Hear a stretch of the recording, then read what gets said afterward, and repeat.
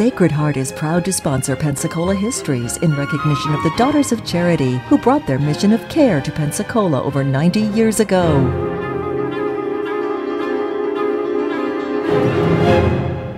Hello and welcome to our continuing story of Pensacola, North America's first place city. In these episodes, we're talking about the influence of care and compassion here in our society in Escambia County in Pensacola. You know, if you had been born in the year 1900, you would have had a life expectancy of about 47 years. By the time we reached the year 2000, that number had virtually reversed itself, and the life expectancy then was about 74 years. And all of these things were possible because of many forms of medical practice, diet, and so forth, but also care and compassion, our willingness to help others, had a large measure of meaning for those statistics as well. Today, I want to start our story by talking about something that happened here in the late 1890s. By that time, our community here in Pensacola was a rough and ready boom town. Lots of things were happening that, well, today we probably might not be too proud of. And as a result of this, we were finding a great number of orphans. We were finding a substantial number of little children, little infants actually, that were literally being abandoned. And this was disturbing to people in the church community, and yet they had no way to deal with it on a mass basis. And this came to be a passion for a lady named Pearl Egan. Now, Mrs. Egan was the wife of the local postmaster, John Egan. John was also a member of our legislature. And Mrs. Egan said, this is something about which we must take action. And so she put together a small group of friends from her church, and they went to men of means, men like Francis Brent and William Chipley and William Knowles and some of the others. And they said, look, we've got a problem. We need to do something. Let's put together something where we can care for these abandoned children. And the men agreed. Mr. Chipley was the one that gave a piece of property on North Balin Street. The others pitched in with dollars.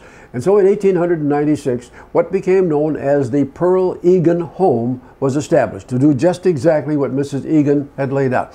Unfortunately, that good lady died just a little over a year later, but her good friend Bessie Flynn, who had been part of the organizing committee, took charge, and the Pearl Egan Home prospered. Now, I'm not going to give you the whole story of what happened step by step, but today, our Children's Home Society, both of Pensacola and of Florida, are direct descendants of the Pearl Egan Home. What they are doing carried on from what Pearl envisioned back in the 1890s.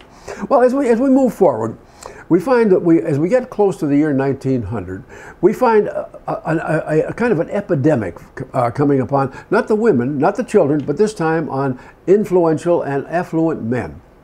Because those of you who like to look at old photographs will remember that a great many of the pictures that you see of some of these people show them with handsome mustaches and whiskers, but they also are very corpulent. They're big men. So being 250 or 260 pounds was a badge of success. Well, we all know in the 21st century that also was a badge of danger, because one by one these people were dropping over at the age of 50 or 55 of heart attacks, of stroke. And by the time we get into the early 1890s, some of these men began to realize that they had to do something about their weight. And so they created what we would today call a health club.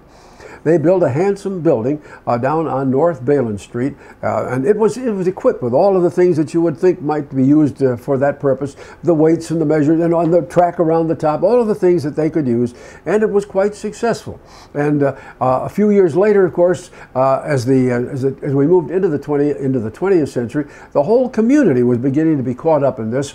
And so, since the other was a private organization, they realized they could not take care of the mass of people they wanted. So the men who had formed this health club gave the building to the Elks Club, to the Odd Fellows Lodge, and they in turn gave it a new name. They called it Rayford Hall, and that Rayford Hall became one of our antique buildings along Balin Street until it burned, unfortunately, about 30 years ago. But what was happening, of course, to the men in the health club was this.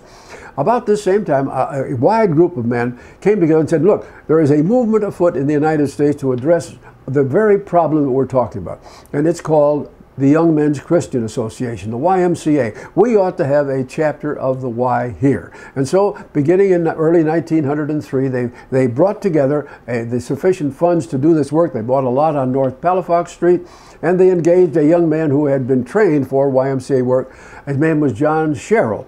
And Mr. Sherrill came in, because this little book here that we did a few years ago tells the story of the YMCA in Pensacola, which, of course, beginning in 1903, was the first, what I would call, organized, compassionate agency that we had. And in exactly that same year, the community got its second agency of this time, and that, of course, was the Salvation Army. Salvation Army dated back some 30 years to its beginnings in London. Chapters had organized in Boston, and now the idea was spreading down the coastline. And the Salvation Army came to Pensacola, and they acquired a piece of property on West Government Street, and that's where they built their first small headquarters. And they went into business also in 1903. Their mission was quite different from the YMCA, however. They were there to spread a Christian gospel, and also to care for people who were homeless or who needed help outside of the normal chain of things which could be afforded by the community. Well, as we move into the next few years, Pensacola goes through a difficult period. I think in another episode we've told you about the final epidemic of yellow fever, which we suffered in 1905, and how that at the end of that, the only hospital that we had closed down. A new hospital called the Pensacola Infirmary was opened here in 1905, and it continued on for about 10 years. It was small, it was proprietary, it was run by a group of local physicians with a man named Clarence Hutchinson as its head. But by the time they got to 1914, these men realized that this just wasn't adequate. People were getting sick. We had a population well over 20,000. Something had to be done. And so these men, with the concurrence of the city council and with Father Kennedy, who was the senior Catholic priest at the time, they put together a plan and went to Emmitsburg, Maryland, where they approached the Daughters of Charity, asking if those daughters would come to Pensacola, build, and then run a first-class hospital. Well, the sisters debated. The city council said, we'll provide a square block of land on 12th Avenue. The Chamber of Commerce and others raised $10,000 as seed money, and sure enough, the daughters agreed. And so beginning in 1915, Sacred Heart Hospital was built and began its very fine and enduring career for us here. And 2 years later, the sisters also opened a school of nursing, because up to that time we had precious few really trained nurses working here within our medical community. Okay, we move forward to the year 1924. By now we've added some additional activities here which were beginning to help people in compassion. One of these dealt with sight, with eyes. In 1919, the Pensacola had gained its chapter of the Lions Club. Lions had as a national goal help to people with sight problems, either needing glasses or examinations or any special problem. And so the Lions had opened what they called a sight clinic in a little building which one of their members owned. Two of their members were ophthalmologists or optometrists, and these people, of course, provided free service, and the Lions Club now had their sight clinic. Almost exactly at the same time, the new, recently organized chapter of the Kiwanis Club did pretty much the same thing, only they were going to deal with what they called a general clinic that would help people who were without means. If people came there with any kind of minor medical problem, the Kiwanis clinic would take care of them. So by the time we move forward another year, in 1923, we have also operating here the Order of Catholic Charities. And of course, the Catholic Charities was a little different. They were there to offer counseling and financial aid and all sorts of things to people who needed that kind of help, particularly women and children. So by 1924, you've got a growth of this kind of compassionate organization. And each one of them, of course, as it moved forward, each one of them needed money, an annual budget. And so what they were doing, one by one, they would go to business A, business C, business F, and they say, we need to talk to your employees, we need to talk to you, the owner, about giving us some money for support. Well, that was all right at the beginning, but by the time you got to 1924, there were 7 such organizations, each one having a campaign every year, and people were beginning to say, now wait a minute, our employees, they're getting a little bit tired of this. And so at this point in time, something unique happened. By happy chance, The city had gained as citizens just a couple of years before Carl and Agnes Weiss. Now, Mr. Weiss was the co-owner of at that point, the Weiss-Patterson Lumber Company, and a very successful, very compassionate man himself. And his wife was every bit as much interested in people and community. And she happened to go to New York City, and while she was there, she saw something that really rang a bell for her. And this was that she saw what New York was doing to solve the problem that was beginning to rise here.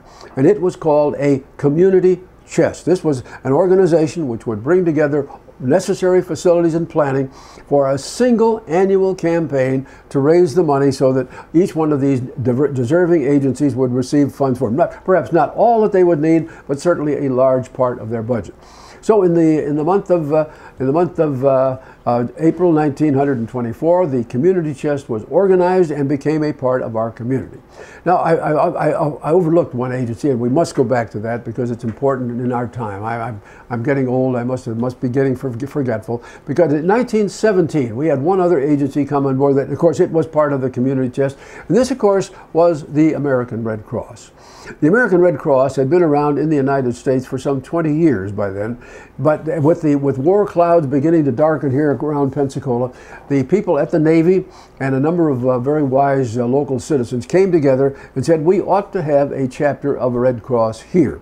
They met down in the Blunt Building, held their preliminary sessions, and then they went to the national organization, got the appropriate papers for a charter, and in March of 1917, just before our country entered World War I, we had our chapter of the Red Cross. It was given, Mr. Blunt's estate gave space in the Blunt Building for their headquarters, and they were off and running. And of course, we have had American Red Cross with us in Pensacola and Escambia County ever since.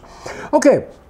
At about the same time, if you had been alive at that time, just about maybe a month before Christmas, you would have received a very handsome envelope inviting you to buy Christmas seals. Now, the inside the envelope would have been a kind of a donor coupon, and inside also would have been 2 or 3 pages of the Christmas seals with the famous double cross on the top of it. And of course, the Christmas Seals Fund was being organized to raise money to fight tuberculosis.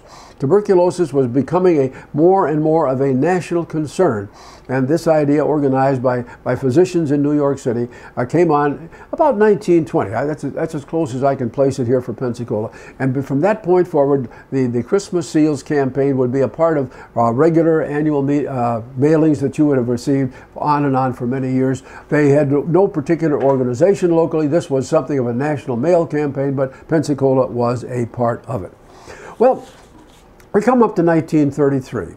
We're now into the Depression, bad times have come, and tuberculosis, which of course was part of the Christmas Seal program, the goal of care for them, by now we were having TB problems all across the state of Florida. And so at this point, the state of Florida itself, its state health department, decided that they were going to fund the creation of a number of special tuberculosis hospitals. And they designated there would be one here, here, here, and they set up the funding to create one here in Pensacola. So out adjacent to where the pest house had been, they now built the first phase of the TB sanitarium.